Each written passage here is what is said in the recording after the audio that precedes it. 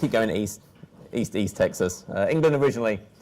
So I'm a Chief Technical Architect at Dallas Microsoft Technology Center, and really my goal for this is, I've got some slides, but I'd actually be more interested to kind of keep it interactive. So as I talk about things, if you have questions, if there's experiences you've seen when you've used these technologies or you're thinking about, please kind of shout it out, and I'll try and kind of address it as we go.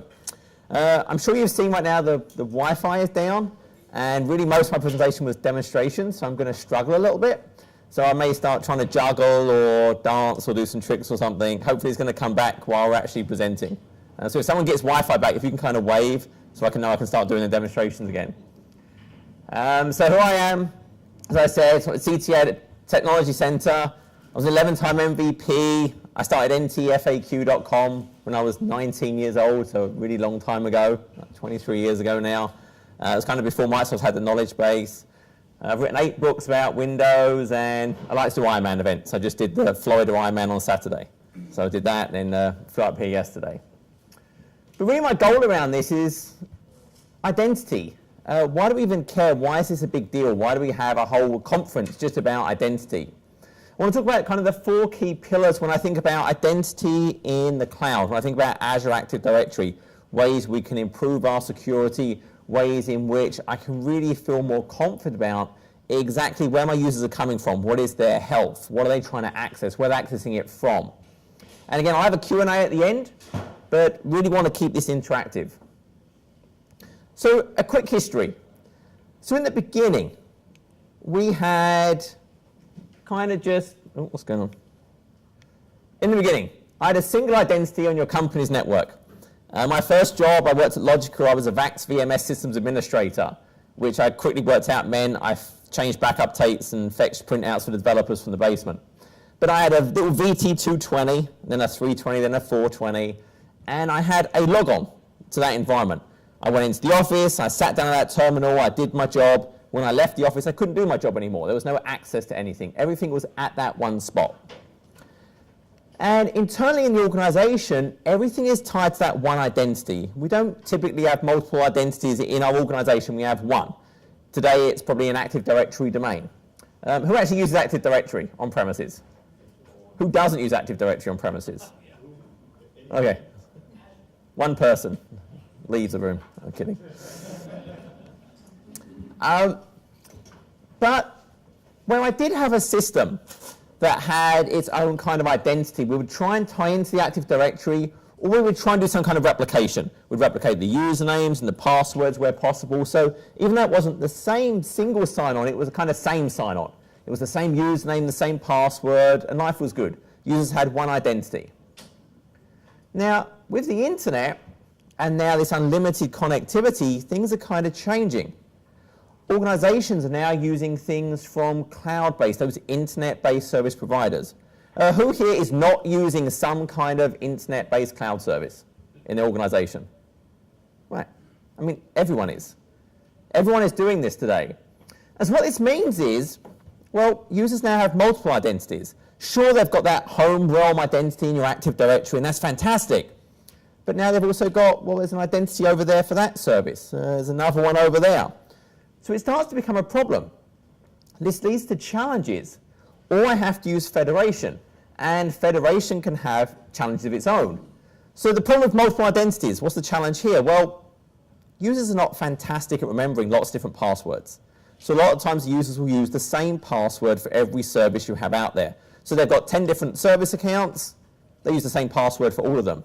Someone attacks your supply chain, well, now they know the password to your corporate account. Or they do try and use multiple passwords, and they forget them. So they get a loss of productivity. What if they leave the company? I've got someone who's got 10 accounts on 10 different service providers, and they leave. Well, there's important information on those systems that they shouldn't have access to anymore. They've left. How do I quickly go and deactivate 10, 20, 30 different accounts? It's a huge challenge. And so companies look at using federation. Who's using federation today for some kind of cloud service? That's a phenomenal number of hands. Now, you're not good. So that removes that challenge. Because all of a sudden, I don't have multiple identities everywhere. I use my home realm identity. That one identity I'm using on premises, I create those federation relationships, and I use my home realm. If someone leaves, I disable that account, it doesn't work anymore. But there are challenges for maintaining those federations. And so we get to Azure Active Directory. And I kind of want to walk through some of the fundamentals around this. I'm assuming Wi-Fi is still not back? No? Wanted the demo stuff. So you have Active Directory. You have AD on-prem. Who's running AD 2016? 2012? 2008? 2003? 2000? Lower than 2000? I felt confident you're going to be an NT4 hand then. Okay, so we have Active Directory running on premises. And we have the cloud. Fantastic. We have Azure. And in there I create Azure Active Directory. So this is an identity provider. It's called Active Directory, and that's kind of a marketing thing. When you first see Azure Active Directory, you think, oh, it's AD in the cloud. Do I still need Active Directory then? And it's really not. AD is a full directory service. We talk Kerberos, we have LDAP, and we have this hierarchical structure. Azure AD is really an identity provider. And it really boils down to one of the biggest features is a federation broker for me. But we're going to talk more about that. But I have this place where I need identities for my users. Now, who today has Azure Active Directory already? Okay, so a pretty good number. Is that deliberately, or how many have got it just because they used Office 365? Office 365, a fair number, yeah. So we have to have identities. This is what Office 365 ties into. This is what Azure Services ties into. CRM ties into. So how do we populate this thing? Well, we have this thing called Azure AD Connect. Before that there was DIRSync. There's been various different names for this thing. But what this does is it takes those objects and it's going to replicate them into Azure AD. Now behind the scenes, this is just Microsoft Identity Manager. It's a light version, but it's really just MIM. I was hoping to be able to show you Azure AD Connect in action. I think it might be on. Oh, is it working? You're giving me hope. SPI external. Is it looking good? Let's try this again. Just got back on. Do I need to do anything fancy to get back on? Dance. You don't want me to dance. I'm going to try and disconnect and reconnect. Let's try that. East Texas. Just keep going east and you'll get there eventually. I'll say y'all in a minute, then you'll believe me. So, he really is from Texas. It's fixing and y'all. Yeah, I'm just trying to connect again. So it says it's back up, but I'm not connecting because everything hates me. I'm on the network. It's just not giving me any connectivity of any kind.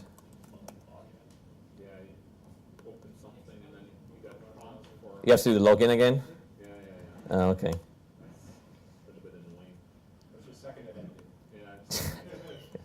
Sorry, I apologize. It will not take to azure.com. It will go to other sites, but not portal.azure.com. Okay, I'll come back to this in a minute. So this is going to replicate those identities. AWS is working. I'd like to try and do a demo there. Doesn't actually help me that much. That's really weird. I can get to every site except azure.com. Okay, so Azure's down? No, Azure's not down.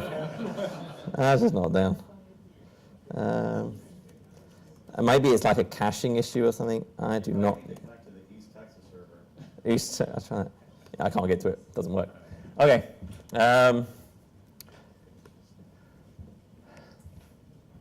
So I have a user account in my Active Directory, and basically Azure AD Connect is going to replicate and give me an Azure AD identity. Now, what happens now is there's also all these other cloud services throughout. And this could be Salesforce, it could be AWS, which right now I'd be able to connect to the portal through. It could be Concur. Literally, there's about 3,000 federated services from Azure AD. And I think if I was going to pick one benefit of Azure AD amongst really anything else, it would be as a federation broker. So a lot of you said today you're already maintaining federation relationships. You have a federation server, maybe it's ADFS, maybe it's something else, and you're manually maintaining a federation relationship. It's not the easiest thing to do in the world. So with this, Microsoft have really done the work. They're federating with about 3,000. Now, as you'll know, some of them are true federations. Hey, I just have my identity, and this through OAuth or OAuth2 or SAML or WS, it will just consume that identity. Some of them don't really support federation. Some of them I do credential stuffing. I kind of send in a username and password stuffed in the header that I send to them. So where possible, it will use a true federation. Where it's not possible, it will do credential stuffing. It will do the best it can.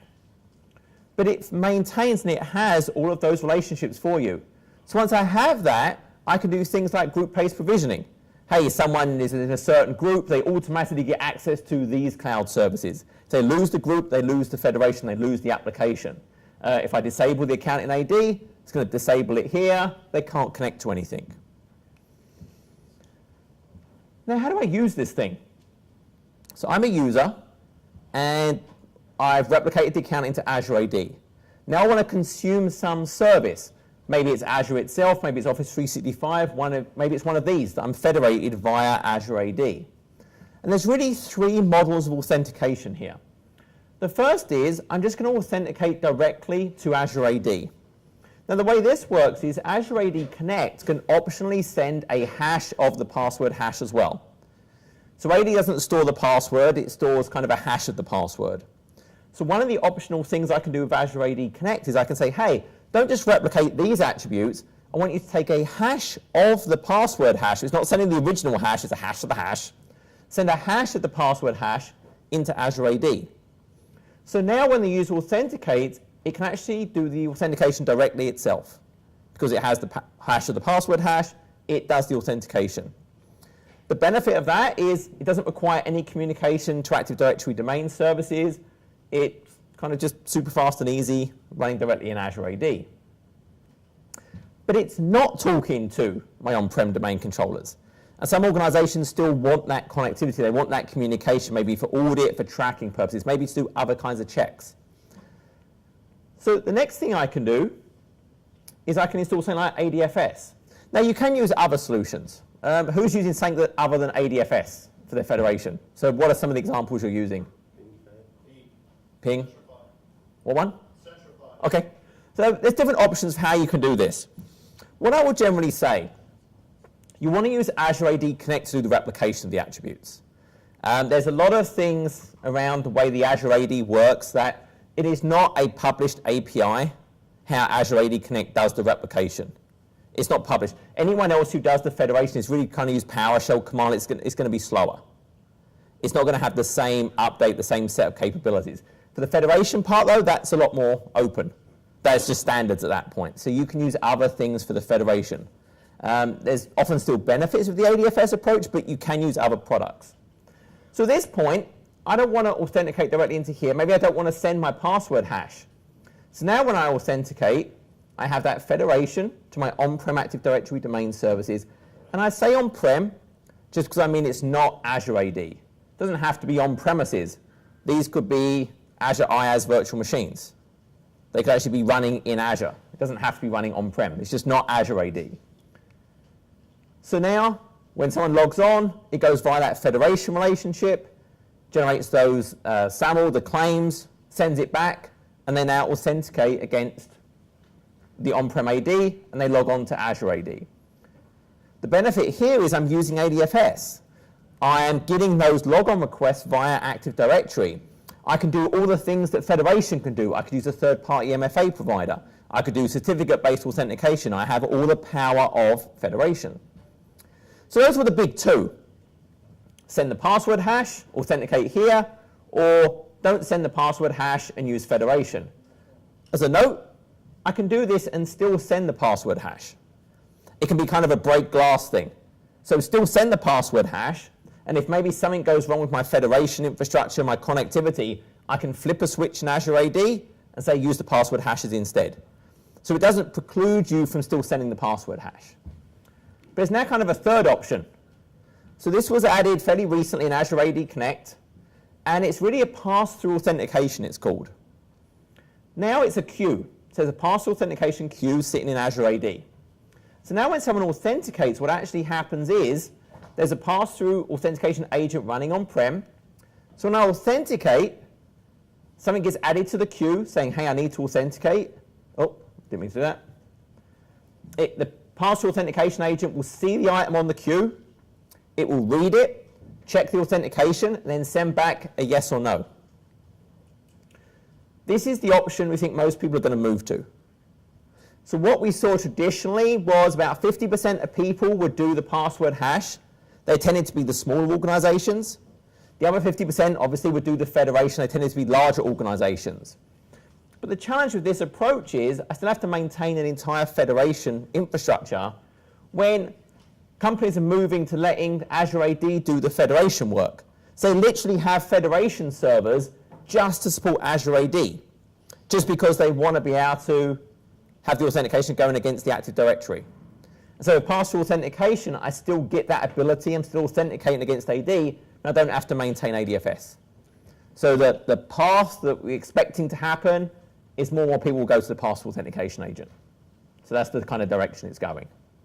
Oh, okay.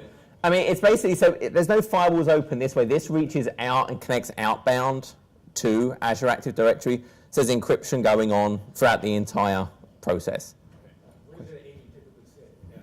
So by default, the first agent will install on the Azure AD Connect itself. So when I install it, I say, hey, I want to use pass-through authentication. It will be on that box. But I don't want just one. I kind of need some resiliency, so I can install it on other machines as well. And again, I keep saying on premises. I just mean not Azure AD.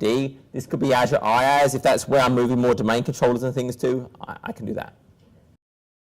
You're saying other machines for resiliency just for the PTA part, not the Azure, not the AD Connect, though, right? AD Connect is really just running on one box. Right. No, in larger organizations, they recommend more than one. So you can have kind of a failover, Azure AD Connect ready to go. Yeah, I know you can have it ready to go, but that's like cold standby, right? But I'm talking about the PTA part. Can that be on other systems? So the PTA, yes, I have multiple ones. I have multiple PTAs, and they're all kind of connecting in, and they work it out amongst themselves which one should grab this and do that request. So it's almost like a multi-master server thing where you get Yep. multiple. Right, okay. Yep. What happens with PTA if you lose connectivity back to your on-prem AD? Right, so that's kind of come back to that, maybe that break glass problem. So these are reaching outbound, so this doesn't connect that way, these connect from on-prem. But let's say my on-prem loses all connectivity completely, then correct it can't process this queue anymore, so the authentications would fail. At that point, that's where I can think about that break glass type scenario. If I'm still setting the password hashes, I would switch over. So if you're syncing the password hashes, it'll fall back to use Not automatically, but I can run a PowerShell command, for example. I can flip it over. Yeah. Okay, so when I think about secure identity, there are really 4 pillars to this part. There's multi-factor authentication, conditional access, identity protection, and privileged identity management. And they're kind of the key things I wanted to actually talk about in this session. And it really boils down to, I mean, if I think about why do I want MFA? I'm having this single identity. I've got this one identity that I'm going to use for everything now. And that's fantastic. But now if that one identity is compromised, instead of just losing the key to my car, I've lost the key to my car, my house, my work, I've lost everything. So I need it to be kind of as secure and well protected as possible. And as was actually mentioned in Sean's presentation, the idea of a network secret is really unacceptable today. More and more things are trying to move away from the password. If you look at Windows Hello for Business in Windows, it's about a key or a certificate, which is just a key inside something wrapped around something else. We want to move away from this thing that I can use anywhere. That's the problem with a network password. I can use the password on this machine, on that machine, from this remote service. The thing about pins is they're machine specific. I can only use it on that device, which is why kind of that's a more attractive thing. When I use a key, that's going to go inside the TPM. There's hardware protecting that. So we want to try and move away from this one network secret. And kind of multi-factor is the solution here. It's something I know, something I am, something I have. And Azure AD has a native MFA solution. And it's all tied around your mobile device. I know, sort of, again, when I worked at Logica, we had RSA tokens. I worked at Deutsche Bank, we had these RSA token things for a while. Pretty much everyone has a phone. I don't know, anyone doesn't really have a mobile phone, maybe iOS or Android. Anyone have a Windows phone? It still works. Yeah, I have an iPhone. But the point is, everyone kind of has one of these things. And with Azure AD, it has this native MFA solution that will just tie into your phone. And you kind of see these 4 different things I can use. It can call the phone. And depending on the level of Azure AD I have, it can have a custom message, a nice voice, or whatever you want to do. It could text message the phone. Hey, here's a certain PIN code you need to type in. It can actually do a notification to the app. So as you saw Sean, and I've got the Authenticator app. So depending on how I configure it, it just pop up, say, hey, do you want to authenticate? And I can put my thumbprint on it. And then it will use that to carry on the authentication. Or some of them show you a code. And I just type the code in. So different ways you can use the multi-factor authentication. And you can pick which ones you want to make available to your users. And then when the user signs up, they get to check, hey, this is the one I want to use as preferred option. These are the ones I actually want to have configured for me. So they don't have to use the app. It's their choice. I can also integrate with another MFA solution. So if this does not meet what I want, maybe I want the little tokens, that's where I would use Federation. So that's where Federation still brings you additional benefit. If I use Federation services, that can tie into whatever you want to tie into. So that's one of those use cases where I would still want Federation. I can't do that with password authentication. I cannot do that with just the password hashes. If I want something else for the MFA, I have to federate. So my goal is I really want to kind of show some of this experience. Luckily, I took some screenshots of some of this stuff. I'm going to try and refresh one more time. So here's kind of that configuration. So when the first time a user logs on, they will actually get prompted, hey, for how do you actually want to do this? And they can say, hey, call my phone, use the authentication app, notify me or whatever. They can put in the details. If they use the app, it will show a little scanner code. They just take a picture on the app and it will set the app up for them. So the user onboarding experience is super, super simple. So let me actually see if I can get this one working at least. So I kind of just enabled a brand new user. And if I go to azure.com, just take me to the sign-in experience.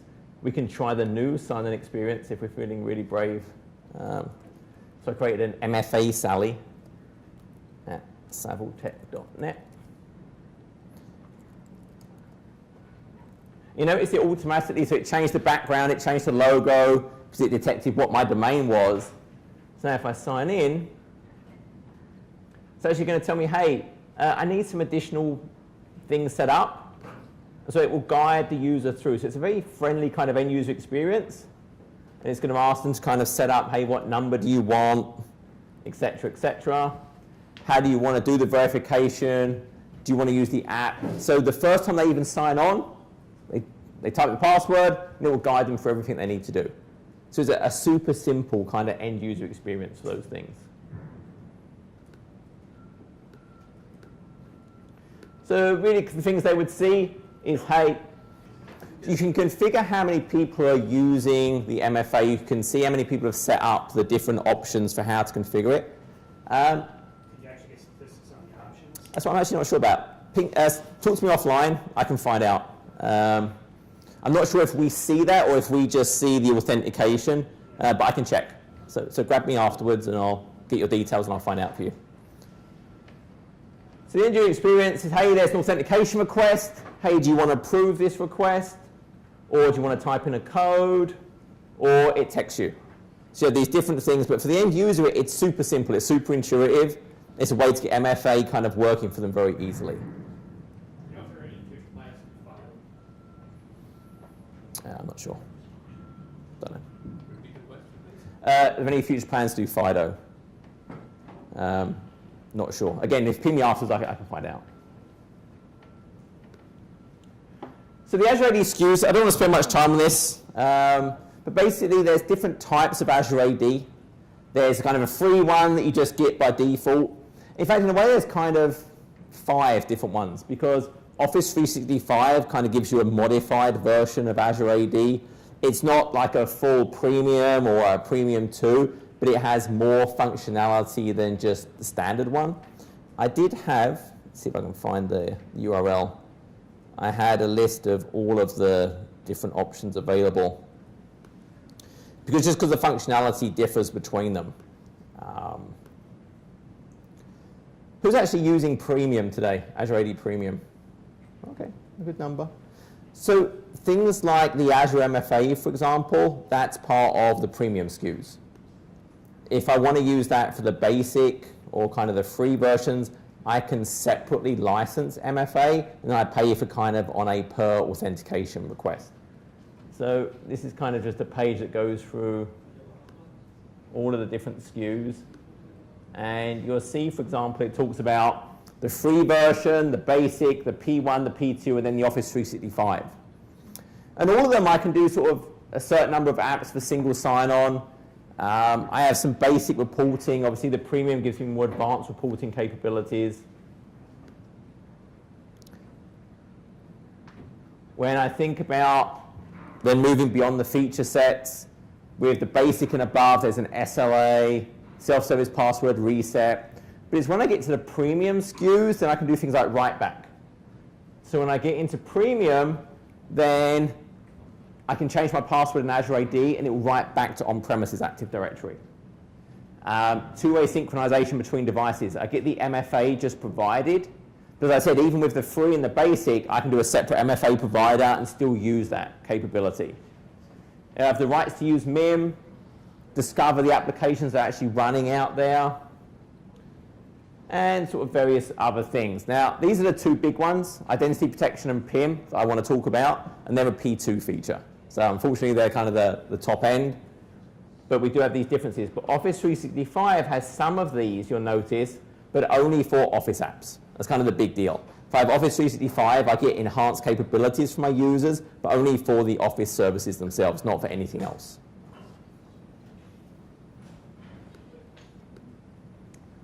So conditional access. So this is a P1 feature, so it's in just premium. There's kind of a enhanced version with P2.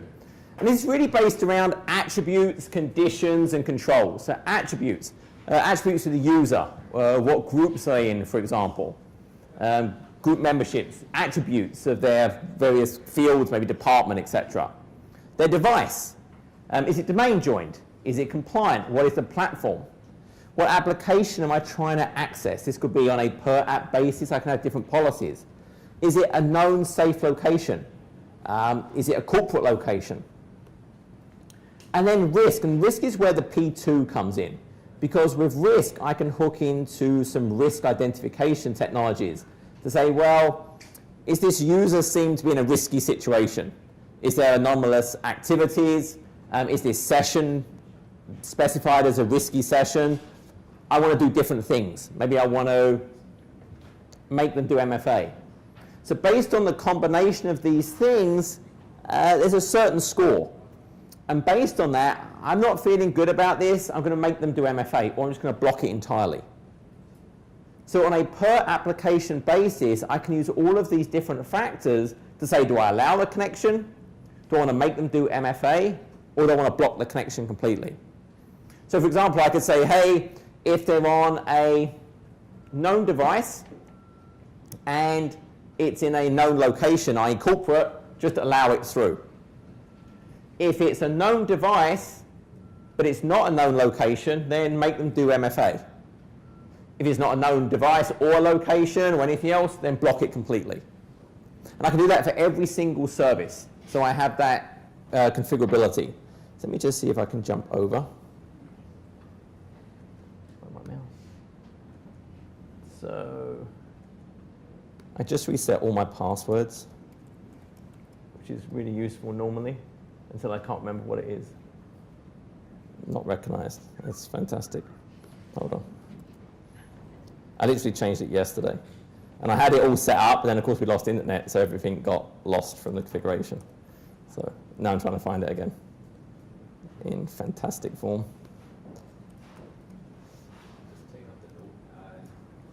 I am taking out the notepad, that's what I'm looking at right now. It's not a notepad, I'll say it's an enhanced notepad, but basically, yes, it's there. Sorry. Okay. Oh, there we go. I know what it is. Well, I didn't know what it was. I've looked up the password, now I know what it is.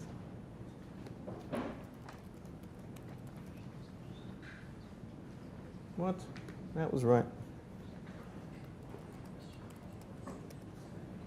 There we go. Okay. So obviously this is the nice Azure portal, and I'm going to go into Active Directory. So Azure AD. I'm going to ignore that for now. And I've got all these various properties. I've got all my users and groups. They're all replicated mainly from Active Directory. I've got my Azure AD Connect. So this gives me information about the connection. There's actually an Azure AD Connect Health as well. I recommend you use that. So you've got this replication going on. Azure AD Connect Health will actually show you if there's any problems with that replication. So it's kind of a critical thing. If it has a problem, you want to know very quickly. So Azure AD Connect Health will show you that. But if I go down to my conditional access, I can actually go, and there's a few different things I can configure around here, but I'm just going to say a new policy. You give it a name for the policy, so kind of just test, for example, who I want to assign it to, but then I pick, well, what services do I want this? So I could say selected applications, select which ones, and then it will kind of show me a list of all the things. So the ones I've configured as actual services, it will show. So I messed around, I did Hulu, an internal page, things like that. But I can also go and add other types of services, so Twitter, Skype for Business, Power BI. So I can select the application that I particularly want this policy to apply to, or I could just say everything. I could just say all cloud apps for now. They're warning me, make sure you don't lock yourself out. So best practices, generally you would stay away from all cloud apps. And I've seen some customers do this. They'll go and turn on conditional access for everything and then inadvertently lock themselves out of Azure. And then it's really, really hard to get back in. So it's trying to warn me, it's like, hey, be really careful about this because this includes the Azure portal as well, where I'm doing to configure this. So if I pick some bad settings by mistake, well then I can't fix it. It's a very embarrassing call to Microsoft support. So I won't do that. I'll say kind of selected apps, and I'll just pick one, for example. It's just searching through the ones I've got, so I can just say, hey, Azure Management. So I'm done. And then I can pick the conditions. So my condition is, for example, is it the sign-in risk? I'm going to talk more about this in a second. If it's a high, a medium, a low, or no risk, that's what I'm going to kind of act on. Is it a particular platform? Android, iOS, don't know why Windows Phone is still in there. Windows, Mac OS. Locations. So I configure the locations. And what a location is I specify IP addresses.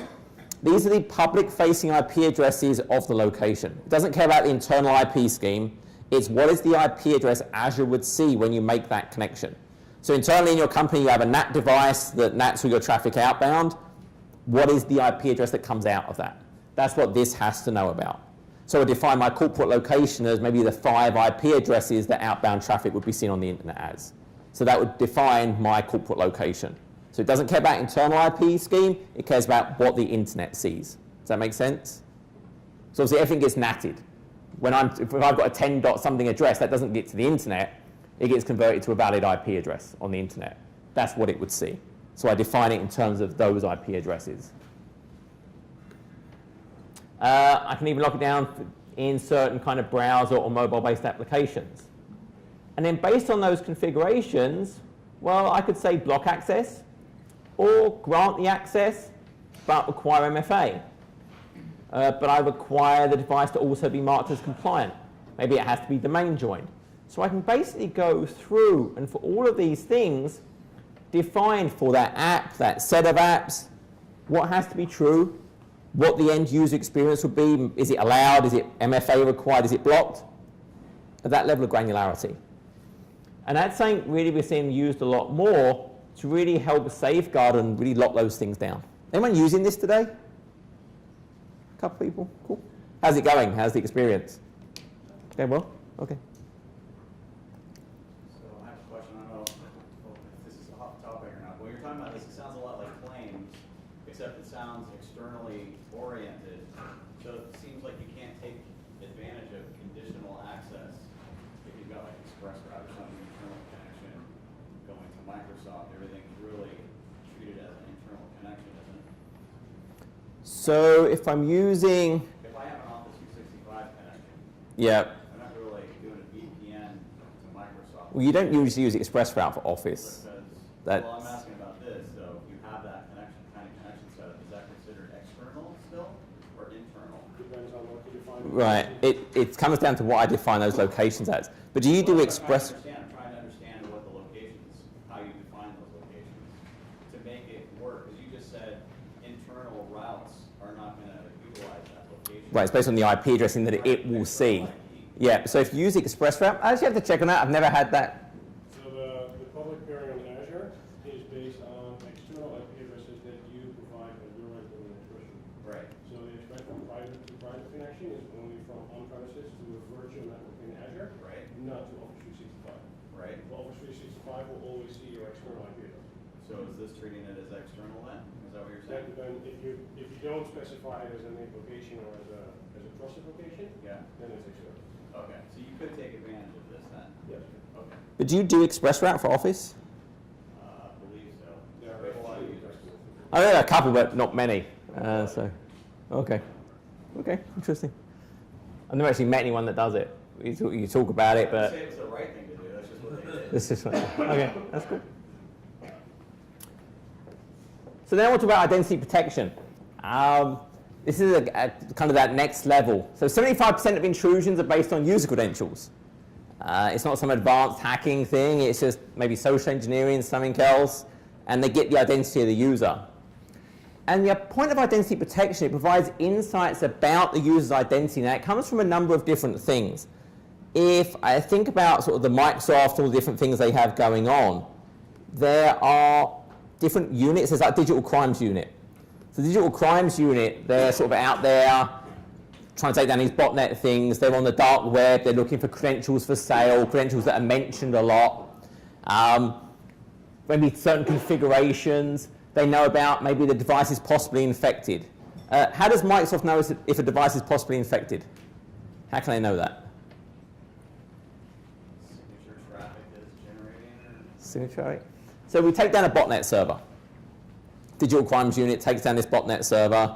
They kind of take it over. They get all the information from it. It knows what machines it was talking to. There's agents running on those machines. So we can kind of use that technology to go and uninstall Google Docs. No, I'm kidding. But we know that device now. And so we know your machine was talking to a botnet server. So we don't know it definitely is infected now, but we know it's possibly infected. So based on that information we get from the digital crimes unit, it can say, well, maybe the device is infected. It's not healthy. So we can sort of flag that up. We know about other things going on. So it basically provides a risk calculation along with remediation capabilities that maybe I want to do about my identities. And that's where that integration with conditional access comes.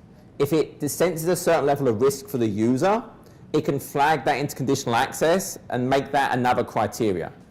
So identity protection, fantastic on its own. If I jump over quickly, if I go back to kind of my home over here, I can go to identity protection.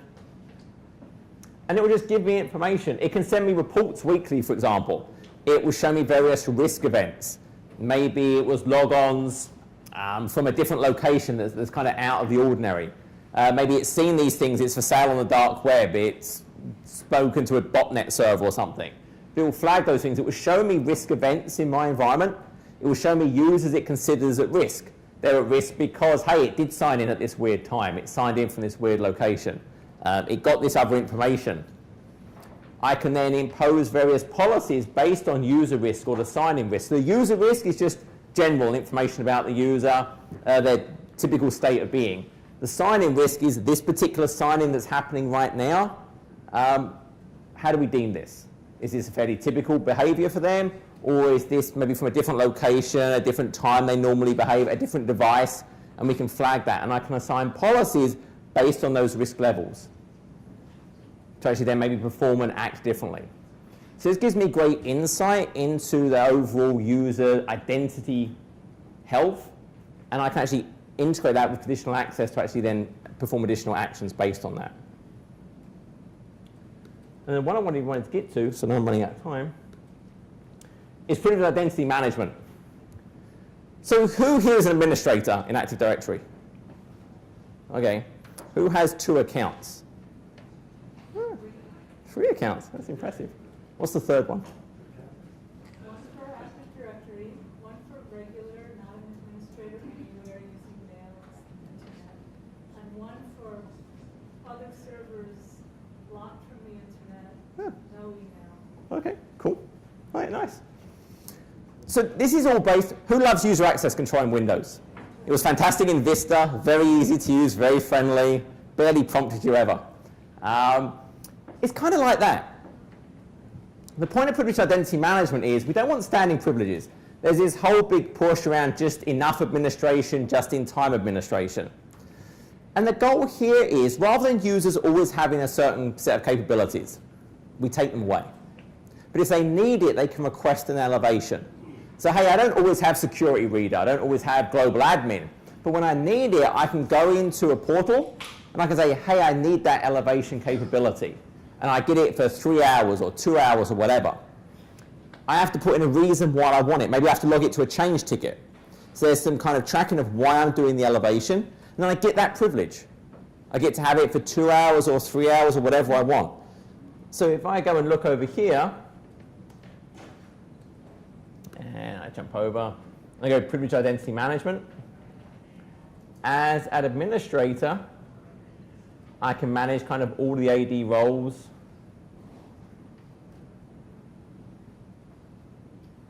So these are the ones, kind of, it's giving me information about ones I have, permanently assigned, etc. I can manage, for example, the settings. And I can do it on a per role basis, for example. And let's say global administrator. So global administrator, when I activate, I get it for 3 hours. Do I want to email administrators that this is happening? So as it's occurring, hey, mail them, say, hey, someone's done an elevation to global admin. And I can configure this for every single role. Do I need a ticket? So is there a ticket that has to be kind of typed in to help me with the tracking? Do I require MFA? Now you'll notice, this is grayed out. There are about 15 roles where you have to use MFA. I cannot turn it off. Now if I signed in initially using MFA, I don't have to MFA again. So if my original logon to the portal, for example, used MFA, it knows that. It's not going to make me MFA again when I PIM. But if I didn't, if it was just a regular sign-in, when I do the elevation, it will make me go through an MFA process. Do I require approval? So you can actually go, for example, and request the approval activity before I get that elevation. So for every single role, I have those same settings. So you'll see this one, it's grayed out. Security reader, though, well, that's not such a big deal. I pick, do I want MFA or not? So I would go through and I would do that configuration. Now, for the end user experience, there's my Chrome window gone. So let's go over to here. Actually, want to log out. Hold on. Apologies. I say all my environments got messed up by this. So let's sign in again.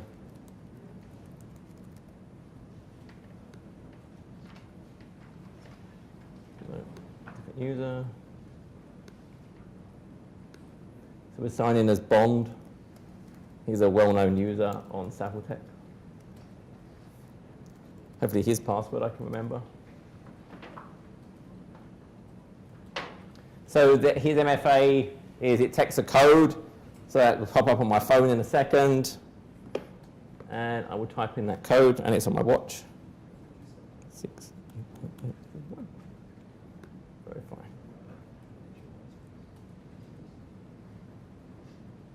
Oh, sensitive info.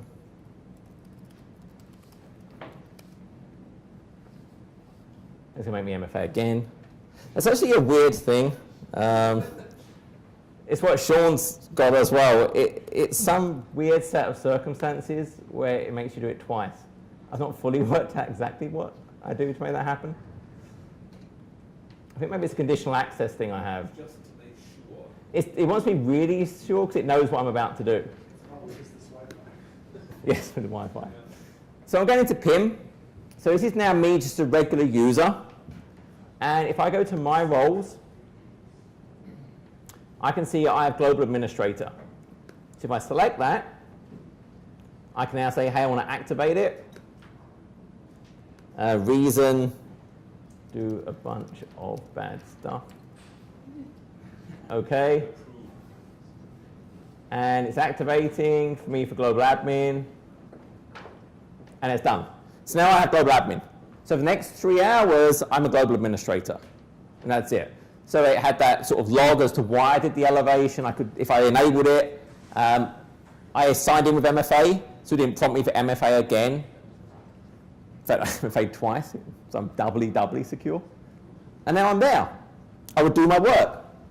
If I finished, notice it's showing me when it's active until. So I've got it for 3 hours. If I'm done early, if I finish it, deactivate it. Yep, I don't need that permission anymore.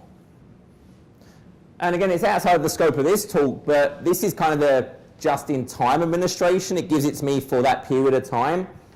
In Azure, I've got role-based access control at a very, very granular level, pretty much every type of resource, the resource providers there are, so I can control what they can do. Now today, I can't do custom roles with PIM. I can't do group-based granting with PIM. It's all based on the user, and it's not based on a custom role. That will change over time. Apparently the group thing is challenging because of Exchange. Funnily enough, Exchange is the bottleneck for the group-based provisioning of PIM. They're working on a PowerShell module to actually do the administration for it, which will make it easier to at least, I can't use groups, but at least it make it easier to multiple users. It's kind of a pain point today. So how would this work with like a regular AD PowerShell? So today, they have commandlets to activate and deactivate. So there's a PowerShell module I can download to activate and deactivate, but there is no PowerShell commandlet to actually configure this thing. So there's a REST API, which is super friendly to try and do. So that's how, if I wanted to actually manage it through PowerShell today, I'd have to look into the REST API. They're working on a PowerShell module to actually let me do the management through PowerShell. But yes, I can download a module just to activate and deactivate. So that at least I can do today from PowerShell. But this is something really everyone should be using. I mean, this whole idea of, hey, this one account that's always GA, move away from that. You go and, again, you can configure the time. Don't make it too long, because then obviously there's a period of time where I'm sitting over credential I don't need. Too short, I'm halfway through a task and I have to go and reactivate, and that's very, very painful. So 2-3 hours tends to be at a pretty good time. So are you saying also the PowerShell doesn't do the provisioning? You can't even select, you got to manually go in. So if you're a large organization, you got to go and check per user right today. No, I would use the super friendly REST API, and I would do that. Yeah. So I mean, it's a pain point today. There's actually a third-party kind of PowerShell module that tries to hook into the RESTful API. Yeah. But yeah, it's a pain point. I can't do group-based provisioning, and there's not a nice built-in PowerShell module today. So if I wanted to enable this for 500 users, the PowerShell lets you provision this, or only turn it off? Only turn it on or off as the user. To actually do the management, I cannot easily do that in PowerShell today. It's coming. But yeah, it's a pain point today. The lack of group-based provisioning, and yeah, it's painful. So it's getting there. I mean, any time now, we should see that the PowerShell module, to at least on the management side. So I know I've got like 5 minutes left. So I mean, the whole Clark Kent Superman thing. So which do you need to be? There's a large population that you should have at least 2 identities, and pretty much everyone in this room, which is actually impressive, have the 2 identities. Even with PIM, you still should really have 2 accounts, one that has the access to the PIM and one that doesn't. The benefit of having a separate account for the PIM can really boil down to things like conditional access. Because I can't do I have to hook into it at the time of logon for the conditional access, not when I'm doing the elevation. So for example, I couldn't be running as a normal user and then use conditional access to apply when I try and elevate. I cannot do that today. Conditional access doesn't hook in at that point. Conditional access kicks in at when I do the logon attempt to that particular service. So I cannot say, well, apply conditional access when I try to elevate. So the solution to that is, well, I can apply conditional access to my users that have the PIM capability. So that's why it's still beneficial to keep the separate accounts, so I can still use conditional access for the account that can PIM. Maybe I only want users to be able to PIM that are on a corporate location or a known good device. I can enforce it with that. So hopefully I covered some of the key things. Obviously the Azure Security Center as well is kind of a key resource that brings a lot of this stuff together. And I think over time, while today some of these things are in separate console areas, they will all go to the Azure Security Center over time. That will become the central hub for everything about the identity.